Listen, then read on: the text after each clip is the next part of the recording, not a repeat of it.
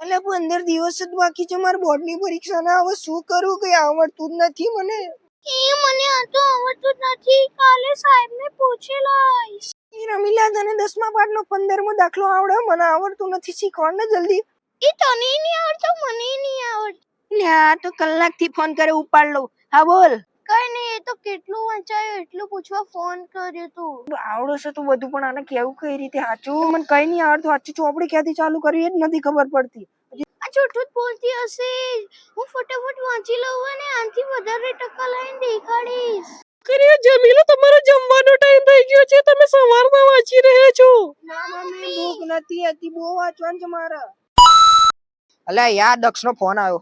Hello દક્ષ, બોલ. મગ કેટલું તૈયાર છું તારે? એલા એ શેની તૈયારીની વાત કરે, કઈ સમજાતું નથી. અલે એ બોર્ડ એક્ઝામ ની વાત કરું, 10 દિવસ રહ્યા. અલ્યા હા યાર, પરીક્ષા. હાલો કઈ વાંધો ને, 10 દિનની વાર હે, હજી તો બહુ વાર. અલે કાલે જ એક્ઝામ હે, તું વાંચવા બેઠો કે નહીં? અલ્યા યાર, કાલે જ છે એક્ઝામ. હાલો કઈ વાંધો નહીં, 24 કલાક ને મોરે મોરો કરી નાખશું.